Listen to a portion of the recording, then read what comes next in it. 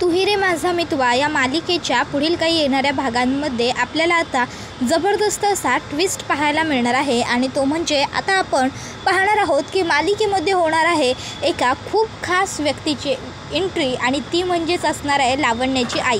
आता लावण्याची आई जेव्हा इकडे येणार तेव्हा लावण्याची आई नेमकं काय करणार आणि कोणाच्या बाजूने ती आता बोलणार, कारण लावण्याने जे काही कृत्य केलेलं आहे त्याची शिक्षा अर्णव आणि ईश्वरी तिला देणार आणि त्यामुळे आता लावण्याच्या आईला US वरून भारतात यावं लागणार। आता सगळं कसं घडणार, काय घडणार, लावण्याची आई भारतात कशी येणार, सगळं जाणून घेण्यासाठी आपला हा व्हिडिओ शेवटपर्यंत नक्की पहा।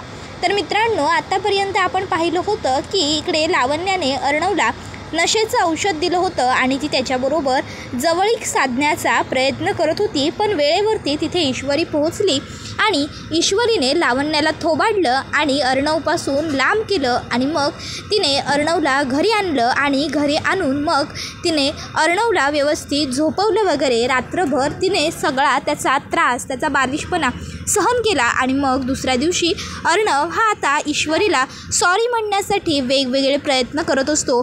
तो तिच्यासाठी आता ग्रीटिंग कार्ड पाठवतो, पण तरीही इशू ऐकत नाही। मग गिफ्ट पाठवतो, तरीही इशू ऐकत नाही। मग तो तिच्यासाठी आणखीन एक गिफ्ट पाठवतो, तरीही ती ऐकत नाही। आणि मग आता अर्णव विचार करतो की काय करू, कसं हिला सॉरी बोलू। आणि मग शेवटी आता अर्णव विचार करतो की जाऊ दे, जे काही होईल ते होईल, जातो आणि फेस टू फेस सॉरी बोलतो।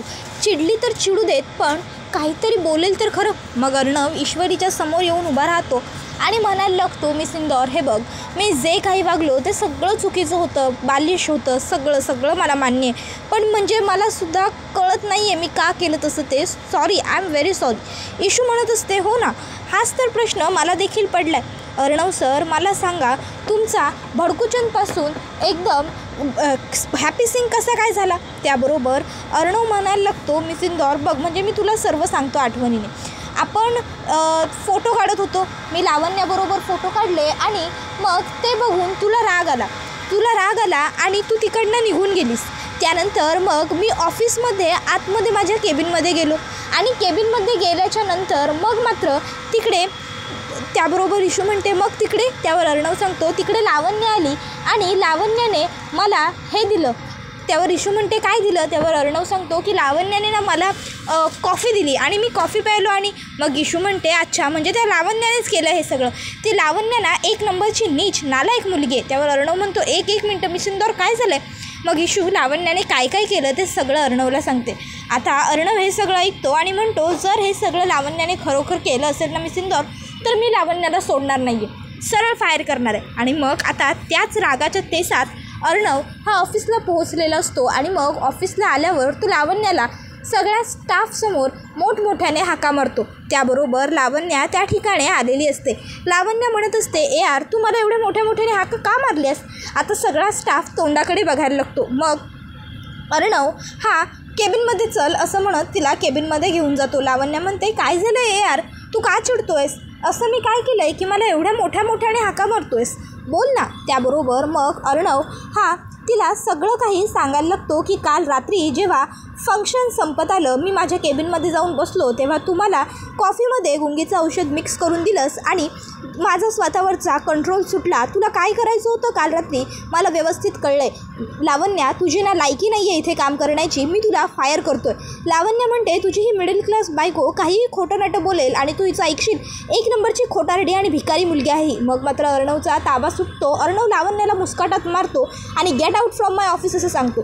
त्याबरोबर लावण्य ऑफिसच्या बाहेर पडते आणि आता ती म्हणायला लागते की यार, तू खूप मोठी चूक केलीस माझ्यावर हात उगारून, आता तू बघ मी काय करते ते, बघत राहशील लावण्य देशमुख काय चीज आहे। आणि मग आता ती लावण्या स्वतःच्या आईला कॉल करायला लागते। तर दुसरीकडे अर्णव हा मात्र जरा नाराज होतो, म्हणजे आजपर्यंत त्याने कुठल्याही मुलीवरती हात उगारलेला नसतो आणि आज आयुष्यात पहिल्यांदा त्याने लावण्यावरती हात उगारलेला असतो। आता तो ईश्वरीला म्हणत असतो, मिस इंदौर, मी जे केलं ते योग्य होतं ना? तर दुसरीकडे आपण पाहतो की इकडे लावण्या ही थेट तिच्या आईला कॉल करते आणि सांगत असते, रडून सांगत असते, मॉम, इथे सगळं कंडिशन खूप हाताबाहेर गेलं आहे, तू ARला माझ्यावरती बॉसिंग करण्याचं जे परमिशन देऊन ठेवलेलं आहेस, त्यामुळे तो मला इथे प्रत्येक वेळी घालून पाडून वागवतो, वाईट वागवतो, माझ्याबरोबर कायम तुझ्या भावाने वागणूक करतो. ज्याप्रमाणे तो इतर स्टाफला ट्रीट करतो अगदी त्याचप्रमाणे तो मलाही ट्रीट करायला जायला हवा, पण तो तसं करत नाही. उलट तो मला खूप त्याच्यापेक्षा लो लेवलला वागवतो. त्याला माझं म्हणजे चांगलं सगळं काम आवडत नाही. तो माझ्याशी खूप वाईट वागतो. आणि जेव्हापासून त्याचं लग्न झालं आहे तेव्हापासून त्याची ती बायको ती तर मला सतत नजरेतच ठेवून असते. तिला असंच वाटत असतं की मी ARला पळवून घेऊन जाईन, मी ARच्या मागे पुढे करते, म्हणून ती खरं तर नेहमीच मला वाईट वागवते. मला आता या सर्व गोष्टींचा खूप त्रास होत होता, तरीही मी सगळं सहन करून AR बरोबर तू काम करायला लावलं आहेस म्हणून एवढे दिवस काम करत होते. पण आता तर आज हद्दच झाली आहे मॉम. तुला माहिती आहे का ARने काय केलं आहे? ARने चक्क आज सगळ्यांच्या समोर माझ्या कानाखाली मारली आहे. मला खूप गिल्टी वाटतं आहे मॉम, मी खूप नाराज आहे. लावण्याची आई म्हणायला लागते, लावण्या बेटा प्लीज तू रडू नकोस, मी काय करायचं आहे ते बघते. तू फोन ठेव बरं पहिली आणि रडणं थांबव लावण्या. आणि मग आता लगेचच लावण्याची आई अर्णवला कॉल करते आणि अर्णवला ती म्हणायला लागते, अर्णव मी माझ्या मुलीला तुझ्या ताब्यात दिलं होतं, याचा अर्थ असा नाही की तू तुझा मनमानी कारभार करशील. तुझी बायको आणि तू मिळून माझ्या मुलीला मेंटली टॉर्चर करताय. तुम्हाला लाज नाही वाटत का तुम्ही हे सगळं वागताय ते? आणि तुम्ही तिला फिजिकलीसुद्धा हॅरॅसमेंट देताय. अर्णव तू चक्क माझ्या मुलीवर हात उगारलास. तुला काय वाटतं की तू कसाही वागशील, काहीही वागशील आणि मी काय प्रत्येक वेळी तुला माफ करत जाईन? तू जे काही वागलेलं आहेस ना ते मला अजिबात आवडलेलं नाही आहे, समजलं? त्याबरोबर इकडनं अर्णव आता बोलायला चालू करत असतो, हे बघा लावण्याची आई, एकदा माझं ऐकून घ्या तुम्ही मॅडम. जेव्हा तुम्ही माझं ऐकाल तेव्हाच तर तुम्हाला कळेल. पण लावण्याची आई काही न ऐकून घेता फोन कट करते. आता अर्णव हा ईश्वरीकडे येऊन चिडचिड करत असतो. तर ईश्वरी म्हणते, अहो सर काय झालं आहे? तुम्ही एवढी चिडचिड का करताय? मला नीट सांगणार नाही तर कळणार कसं? मग आता अर्णव ईश्वरीला सांगायला लागतो, चिडचिड करू नको तर काय करू? एका बाजूने काही करायला जावं तर दुसऱ्या बाजूने मातच होते माझ्यावर. त्यावर आता ईश्वरी म्हणते, म्हणजे? त्यावर अर्णव सांगतो, इतके दिवस तो राकेश माझ्यासमोर एवढं काही वागतोय पण मला काही करता येत नाही आहे. मजबुरी काय? तर ताई आता ती लावण्या ती एवढं माझ्यासमोर विचित्र वागली तर मी तिलाही काही बोलायचं नाही का? का तर तिची आई माझी बिझनेस पार्टनर आहे म्हणून नाही. पण मी लावण्याला सोडणार नाही. जरी तिच्या आईने माझ्या कंपनीतले शेअर्स काढून घेतले, माझा बिझनेस बुडाला ना तरीही चालेल. त्यावर इशू म्हणते, अर्णव सर नीट सांगाल का काय झालं आहे? मग अर्णव इशूला सगळं काही व्यवस्थित एक्सप्लेन करतो. त्यावर इशू म्हणते, अहो अर्णव सर मग त्या जे वागल्या त्या बरोबरच वागल्या. त्यावर अर्णव म्हणतो, काय? त्यावर इशू म्हणते, हो अहो कुठली पण आई आपल्या मुलीच्याच बाजूने बोलणार ना. आता लावण्या मॅडमनी त्यांना कितपत खरं सांगितलं आहे आणि कितपत खोटं सांगितलं आहे हे आपल्याला माहिती आहे का? नाही ना. मग आपण ह्या गोष्टीची पहिली खात्री जमा करून घेतली पाहिजे ना. तुम्ही एक काम करा, तुम्ही ते सगळं सोडा माझ्यावरती. तुम्ही मला पहिलं लावण्या मॅडमच्या आईचा नंबर द्या, मी शेवटी त्यांच्याशी काय बोलायचं आहे ते बोलून घेते. अर्णव म्हणत असतो, मिसिंदर तुला काय वाटतं मी त्यांच्याबरोबर व्यवस्थित बोलण्याचा प्रयत्न केला नसेल का?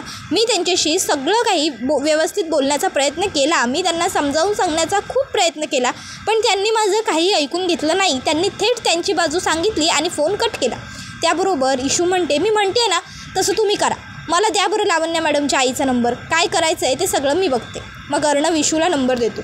इशू लावण्याच्या आईला स्वतःच्या फोनवरून फोन करते आणि म्हणते, नमस्कार काकू, मी ईश्वरी राजेश शिर्के, अर्णव सरांची बायको बोलते. त्यावर आता ती ईश्वरीवरती चिडत नाही. ईश्वरी म्हणत असते, माफ करा, म्हणजे आपण दोघे अजून एकमेकीला भेटलेलो नाही आहोत तरीही मी तुम्हाला कॉल केला. मगाशी तुमच्यामध्ये आणि अर्णव सरांमध्ये जे बोलणं झालं ते अर्णव सरांनी घरी येऊन मला सांगितलं. लावण्या मॅडममध्ये आणि तुमच्यामध्ये काय बोलणं झालं हे मला नाही माहीत, पण आता नक्की खरं काय घडलं होतं हे एकदा तुम्हाला सगळं सांगावं असं मलाच मनापासून वाटलं, म्हणून मी फोन केला, असं ती म्हणते. आणि मग ती सांगायला लागते की आमचं विंटर कलेक्शनचं लॉन्च होतं, त्याच्यासाठी अर्णव सरांनी मी आणि ते दोघं एकत्र मिळून लॉन्च करणार असं ठरवलं होतं. पण मी पोहोचण्याच्या आधीच लावण्या मॅडमने विंटर कलेक्शनचं लॉन्च डिक्लेअर केलं आणि अर्णव सरांबरोबर स्वतः लॉन्च करायला थांबल्या होत्या. पण त्या अर्णव सरांचा हात पकडण्याऐवजी तिथे मी पोहोचले आणि आम्ही विंटर कलेक्शन लॉन्च केलं. त्यानंतर मीडियाने आमचे खूप सारे फोटो काढले. त्यावर आता तिची आई म्हणते, तू थेट मुद्द्याला हात घाल. इशू म्हणते, हो सांगते ना, मीडियाने आमचे खूप फोटो काढले. त्यानंतर लावण्या मॅडम माझ्या नवऱ्याबरोबर उभ्या राहिल्या आणि त्यांनीसुद्धा त्यांच्याबरोबर फोटो काढले. मी माझ्या नवऱ्याबरोबर ज्या पोजेसमध्ये फोटो काढले नाही आहेत ना, त्या तसल्या पोजमध्ये लावण्या मॅडमने काढले. आणि हे सगळंच नाही, नंतर मी ह्या गोष्टीवरती चिडून जेव्हा निघून आले तेव्हा त्यांनी माझ्या नवऱ्याला कॉफीतनं गुंगीचं औषध देऊन त्यांच्याबरोबर जे नको करायला हवं होतं, जे नातं फक्त एका नवरा बायकोमध्ये असावं, ते सगळं करण्याचा प्रयत्न केला. पण नशिबाने तिथेसुद्धा वेळेवर मी पोहोचले आणि ते सगळं वेळेवर थांबवलं. त्याबरोबर आता लावण्याची आई हे सगळं ऐकते आणि तिला खूप मोठा धक्का बसतो. तिची आई म्हणते, जर हे असं असेल तर मला स्वतःलाच भारतात यावं लागेल. नक्की काय खरं काय खोटं हे मी माझ्या डोळ्याने बघेन. मग आता ती थेट लावण्यालाही ऑफिसला बोलवून घेते आणि अर्णव ईश्वरीलाही, आणि ती स्वतःही ऑफिसलाच येते. आणि मग आता अर्णवच्या केबिनमध्ये ते सगळे भेटतात. आता लावण्या तिकडेसुद्धा म्हणत असते, मॉम बरं झालं तू इथे आलीस. यार प्रत्येक वेळी मला हेजिटेट करत असतो. त्याबरोबर मग आता अर्णव म्हणतो, लावण्या प्लीज, अगं किती खोटं बोलशील तू त्यांच्यासमोर, हे बघा मी कधीच असं. त्याबरोबर लावण्याची आई म्हणते, एक मिनटं अर्णव प्लीज थांब, मला तुला आज ओळखायला लागायची सवय नाही आहे. तुला मी खूप आधीपासून ओळखते बाळा. आपण आज बिझनेसमध्ये एकत्र आलो आहे का? जेव्हापासून सात्विक फॅशन सुरू झालं आहे तेव्हापासून आपण एकत्र आहोत. तू विसरत असशील तर तुला सांगते, तेव्हा तुझं वय खूप कमी होतं, जवळपास 20-21 वर्ष. तेव्हापासून तू माझ्या कॉन्टॅक्टमध्ये आहेस. त्यामुळे तुला ओळखण्यासाठी मला वेगळी गरज नाही. लावण्याला जशी ओळखते तशीच तुलाही ओळखते. तू काळजी करू नकोस. लावण्या तू बोल. मग लावण्या पुढे आणखीन खोटं नाटं बोलायला लागते. मग मात्र आता लावण्याच्या आईचा तोल सरकतो. लावण्याच्या आईचं त्यांनी खानकन एक लावण्याच्या मुस्काटात देते. लावण्या म्हणते मॉम. त्यावर लावण्याची आई म्हणते, हा थोबाडात मारलाय सतत कंटिन्युअसली माझ्यासमोर खोटं बोलण्यासाठी. आणि मग दुसऱ्या कानाखाली मारते आणि म्हणते, हा कानाखाली मारलाय तू रात्री जे काही अर्णवबरोबर फालतू करण्याचा प्रयत्न केलास ना त्याच्यासाठी. लावण्या, मला ईश्वरीने कॉल करून सगळं काही खरं सांगितलं. तुला काय वाटलं होतं मी तुझ्या बाजूने बोलेन, तुझी साथ देईन? अजिबात नाही. जे चूक आहे ना ते चूकच आहे, कळलं ना? अर्णव, तू जे काही केलंस ते अतिशय योग्य होतं आणि आता तुला जे करायचं आहे लावण्याच्या बाबतीत ते तू करू शकतोस. ह्या असल्या मुलीची बाजू घेऊन मी तुझ्याशी बोलायला येणार नाही. मला आई म्हणून हिला हिच्या चुकीची शिक्षा मिळवून द्यायची होती ना, म्हणून मी इथे आले होते. त्यावर ईश्वरी म्हणते, सर थांबा, लावण्य मॅडमना शिक्षा काय द्यायची हे मी आधीच ठरवलं.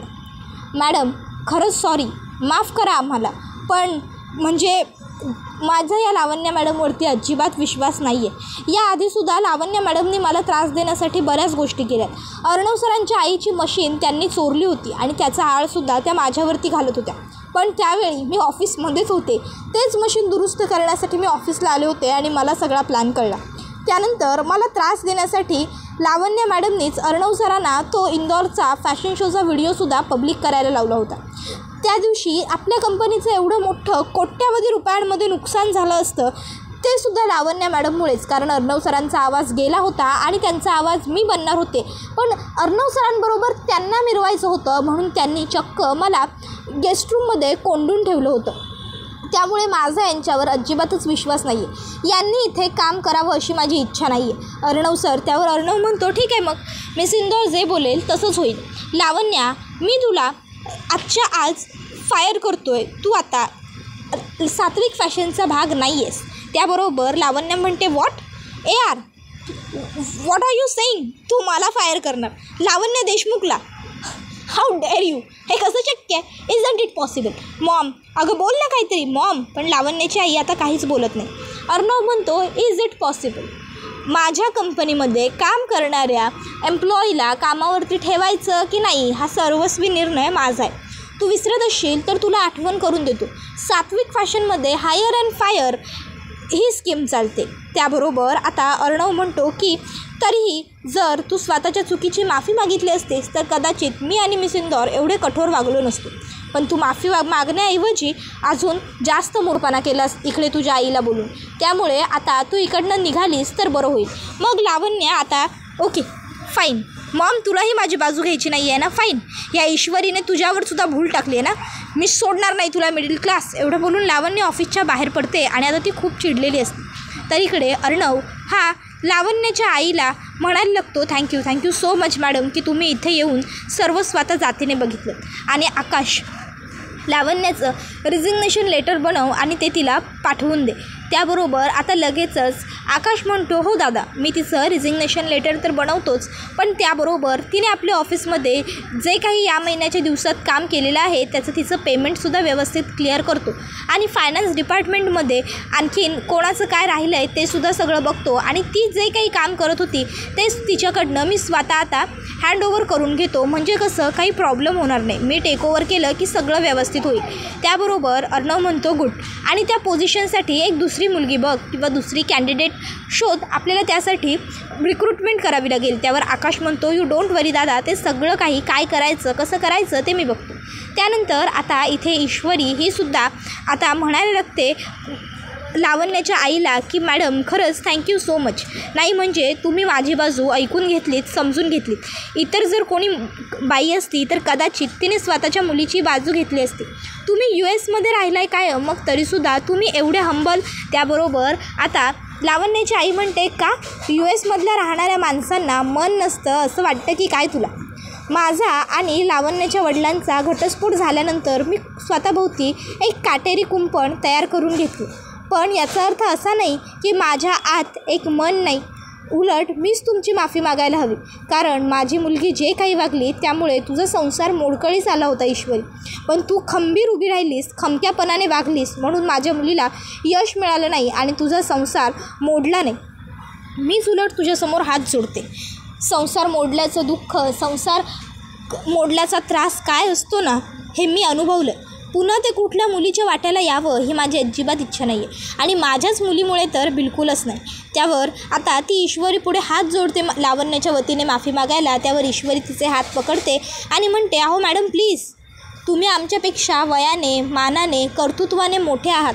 तुमचे हात आमच्यासाठी नाही तर आमच्या डोक्यावर आशीर्वादाचे हात ठेवायला उठले पाहिजेत. उलट तुम्ही दोघांनीही आता मला एवढा मान दिल्याबद्दल खूप बरं वाटतं आहे असं लावण्याची आई म्हणते. त्यावर ईश्वरी म्हणते, अहो मान दिलाय कुठे, द्यायचा बाकी आहे. आणि मग ते दोघं मिळून जोडीने लावण्याच्या आईला नमस्कार देखील करतात. लावण्याची आईसुद्धा त्या दोघांनाही आशीर्वाद देते मनापासून. तर इकडे राकेश हा वल्लरीला म्हणत असतो, मामी अहो किती दिवस झाले आपण फक्त शांत बसलो आहोत, आपली काही हालचालच नाही आहे, आणि त्यामुळे माझ्या इंदोरी जिलबीचं जरा जास्त फावतं आहे. बघताय ना सध्या अर्णवबरोबर किती जास्त जवळीक करून वागायला लागली आहे ते. नाही आपल्याला आता काहीतरी करायला हवं मामी. आता इकडे मामा यांनासुद्धा जरा वेसण घाला पुन्हा पूर्वीसारखी, कारण काय आहे मामासुद्धा सतत ते ईश्वरीच्या सोबत करतात, त्याच्यामुळे त्या ईश्वरीचं जास्त फावतं आणि आपला आकाशसुद्धा नेहमी तिच्या सपोर्टमध्ये बोलतो. त्यावर वल्लरी म्हणत असते, नाही जावे बापू, ते सगळं मला तुमचं पटतं आहे, पण काय आहे ना थोडे दिवस आपल्याला काहीसुद्धा करता येणार नाही आहे, थोडे दिवस आपल्याला गप्पच बसावं लागणार आहे. कारण काय झालं आहे, ती जी ईश्वरी आहे तिने आता लावण्याच्या बाबतीत जे काही केलं आहे ते बघितल्याच्यानंतर मला तर सध्या जरा धडकीच भरली. ती महामाया कधी काय करेल आणि कधी काय नाही करणार ना, हे काही आता आपल्याला सांगता येणं शक्य नाही, आणि त्यामुळे मला असं वाटतं की थोडे दिवस आपण गप्पच राहावं. त्याबरोबर आता हा व्हिडिओ इथेच संपतो. व्हिडिओ आवडला असेल तर व्हिडिओला लाईक करा, चॅनलवर नवीन असाल तर चॅनलला सबस्क्राईब करा आणि बेल आयकॉन आठवणीने प्रेस करा, जेणेकरून तुम्हाला पुढच्या प्रत्येक व्हिडिओचं नोटिफिकेशन मिळत जाईल आणि सर्व व्हिडिओंचा आनंद हा अगदी उत्तम पद्धतीने घेता येईल. चला तर मग मित्रांनो, आजच्यापुरतं इथेच थांबूया. तुही रे माझा मितवा ही मालिका तुम्हाला कशी वाटते ते आम्हाला कमेंट करून नक्कीच सांगा. टाटा, बाय बाय, धन्यवाद, take care all of you.